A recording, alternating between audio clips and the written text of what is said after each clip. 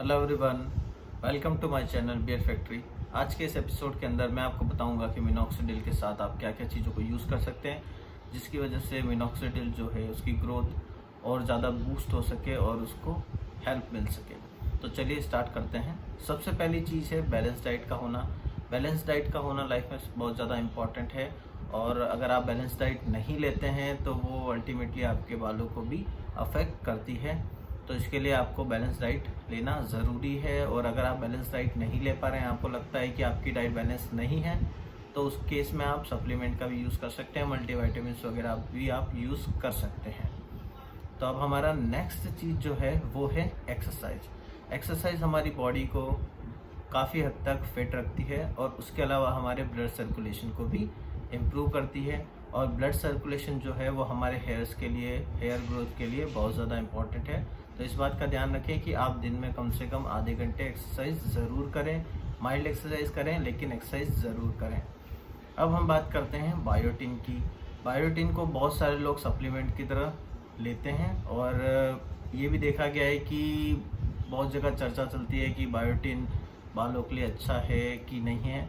तो बायोटिन बालों के लिए काफ़ी अच्छा है और उसका ये रीज़न है कि हमारे बाल जो होते हैं वो केराटिन के बने होते हैं और बायोटिन जो होता है वो केराटिन के इंफ्रास्ट्रक्चर को इम्प्रूव करता है, जिसकी वजह से हमारे हेयर्स जो हैं वो काफ़ी इम्प्रूव हो जाते हैं। तो आप बायोटिन सप्लीमेंट भी ले सकते हैं। अगर आपको लगता है कि आपके बॉडी में बायोटिन की कमी है तो आप उसको सप्लीमेंट की तरह ले सकते हैं और वो बिल्कुल सेफ भी है। सबसे अच्छी बात बायोटिन की ये है कि बायोटिन जो होता है वो वाटर सॉल्युबल होता है, तो अगर आप उसकी एक्सेस अमाउंट भी अगर आप अपनी बॉडी में इंटेक कर लेते हैं तो भी आपको डरने की ज़रूरत नहीं है, वो आपकी बॉडी से वॉश आउट हो जाएगा इजीली। उसके अलावा बायोटिन आपकी स्किन को भी हेल्प करता है और आपके नेल्स जो होते हैं उनको भी वो सपोर्ट करता है। तो आप बायोटिन सप्लीमेंट ले सकते हैं और मैं आपको रिकमेंड करूँगा कि आप 1000 mcg बायोटिन सप्लीमेंट ले सकते हैं। अब हम बात करते हैं फॉलिक एसिड की। तो हमारा जो ब्लड होता है उसके अंदर आरबीसी होती है, रेड ब्लड सेल, जो कि हमारे बॉडी के अंदर ऑक्सीजन को सप्लाई करने के लिए मदद करती है। तो फॉलिक एसिड जो होता है वो आरबीसी काउंट को इंक्रीज़ करता है।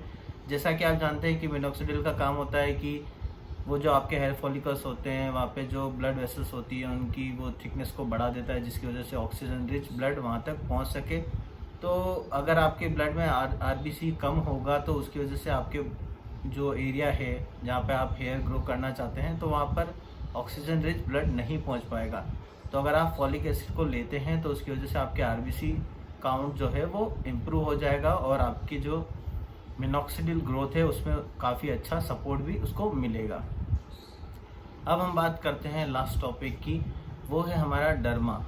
डर्मा की अगर हम बात करें तो वो एक रोलर आता है जो कि हमें जिस भी एरिया में हम रोल करते हैं तो वो क्या करता है उस एरिया पर माइक्रो पंचर्स कर देता है। उसकी वजह से हमारे जो एरिया है उसमें एब्जॉर्प्शन रेट जो होती है वो काफ़ी हद तक इम्प्रूव हो जाती है। उसके अलावा डर्मा का काम ये भी होता है कि वो कोलेजन को बूस्ट करता है और कोलेजन जो होता है वो हमारे हेयर ग्रोथ के लिए बहुत ही ज़्यादा इम्पोर्टेंट होता है क्योंकि वो बालों को हमारे स्ट्रेंथ प्रोवाइड करता है। तो कोलेजन बूस्ट करना भी हमारे हेयर ग्रोथ का एक बहुत ही इम्पोर्टेंट पार्ट है। अब बात करते हैं डर्मा के अंदर अलग अलग वेरिएशन आते हैं। जैसे 0.25 की अगर हम बात करें डर्मा जो आता है तो उसका जो सोल पर्पस होता है वो ये होता है कि वो माइक्रो पंचर्स करता है और उसकी वजह से जो भी आप प्रोडक्ट अपने फेस पर लगा रहे हैं उसको 8 या 10 टाइम उसकी जो एब्जॉर्प्शन रेट है वो उसको बढ़ा देता है, उसकी वजह से जो भी प्रोडक्ट है। और अगर आप 0.25 डर्मा यूज़ कर रहे हैं तो आप उसको डेली यूज़ कर सकते हैं। और इसके अलावा ये बात भी ध्यान रखें कि अगर आप डर्मा के बाद कोई प्रोडक्ट लगा रहे हैं तो वो नेचुरल हो, क्योंकि वो आपकी ब्लड स्ट्रीम तक जाएगा, ज़्यादा एब्जॉर्ब होगा। तो इस बात का ध्यान रखें कि वो केमिकल फ्री हो। अब बात करते हैं हम 0.5 डर्मा की। 0.5 डर्मा हमारे बियर्ड के लिए बहुत ही ज़्यादा इम्पोर्टेंट है क्योंकि 0.5 डर्मा सिर्फ पंचर्स नहीं करता है, उसके अलावा वो हमारी जो फेस होता है उसके अंदर कोलेजन को भी बूस्ट करता है और कोलेजन हमारे लिए बहुत ही ज़्यादा इम्पोर्टेंट है। तो कोलेजन बूस्टिंग के लिए और साथ ही साथ जो अदर प्रोडक्ट्स है, जैसे आप कोई सीरम लगा रहे हैं और उस सीरम को ज़्यादा एब्जॉर्ब कराना चाहते हैं तो आप उसके लिए 0.5 डर्मा यूज़ कर सकते हैं। उसके अलावा वो स्कार्स को रिमूव करने के लिए भी काम आता है 0.5 डर्मा, और उसके साथ साथ हाइपर पिगमेंटेशन अगर आपके फेस पर है तो आप उसके लिए भी 0.5 डर्मा का यूज़ कर सकते हैं। वीडियो के एंड में मैं आपको बताना चाहूँगा कि डर्मा 0.25 mm से 3 mm तक अवेलेबल है मार्केट में, लेकिन अगर आप पर्सनली यूज़ कर रहे हैं तो 0.25 या 0.5 mm से ज़्यादा यूज़ ना करें। अगले एपिसोड के अंदर मैं आपको बताऊंगा कि कैसे डर्मा को यूज़ करना है। अगर आपको मेरा वीडियो अच्छा लगा है तो लाइक करें, शेयर करें और सब्सक्राइब करें। Thank you.